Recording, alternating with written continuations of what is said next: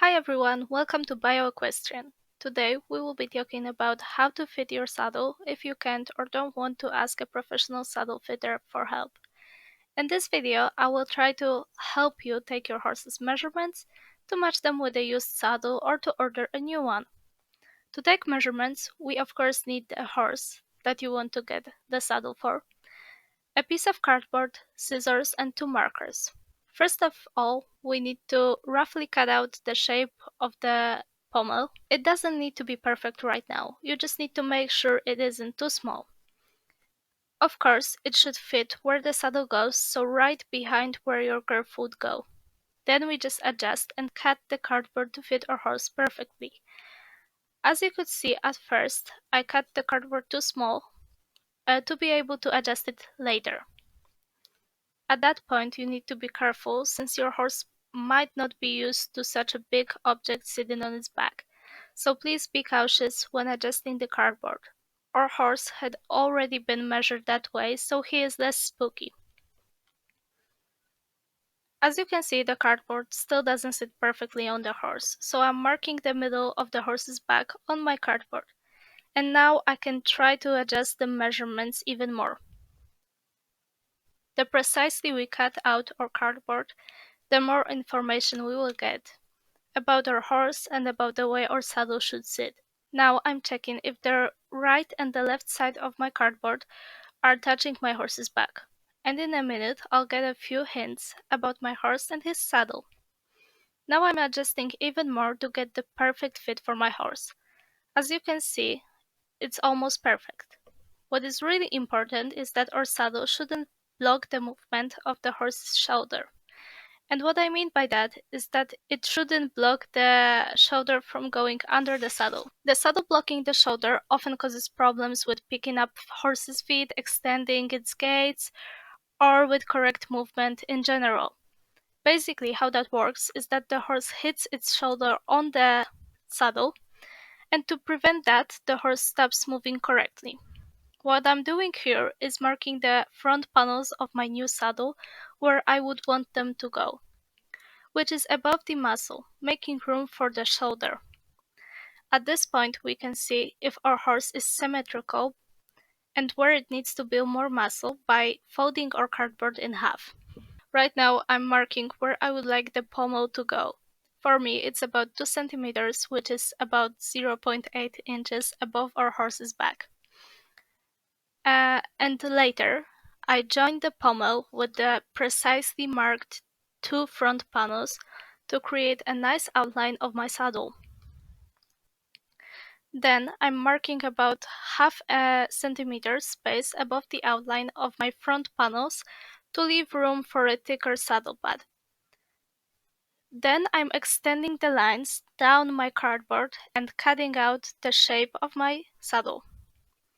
Please be careful when doing that because every centimeter makes a huge difference for your horse. Now I'm marking the point where the hair growing towards the horse's hind end meet the ones growing the opposite way.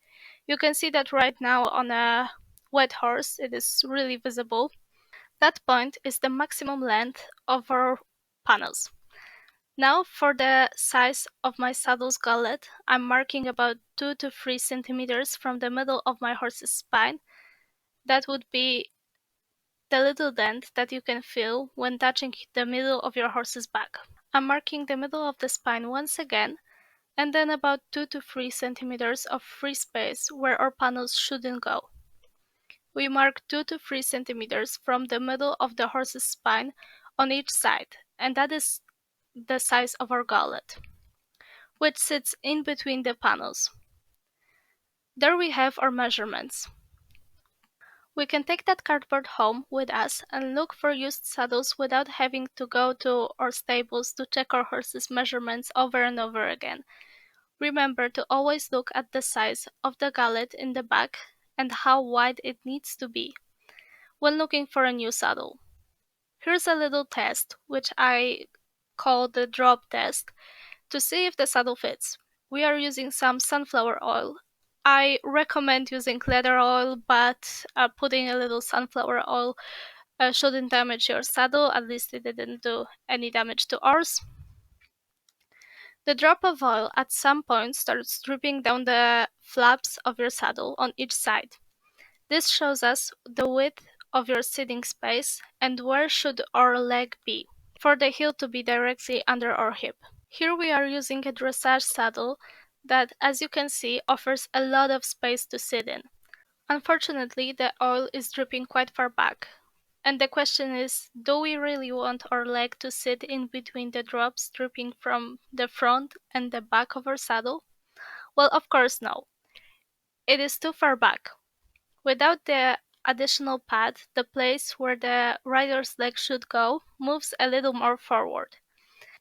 Here's our jumping saddle, with which we do the same thing. This saddle offers less space to sit in, so the point where the rider sits in balance isn't as big as in the dressage saddle. As you can see, the dripping oil points at the spot where the rider's heel should sit, just behind the girth. For that part of the video, we are using a retired horse to show you guys what to do with a horse that doesn't have muscles behind the shoulder. As you can see, I can put my whole hand behind the shoulder and it still doesn't fill in for the muscles that should be there.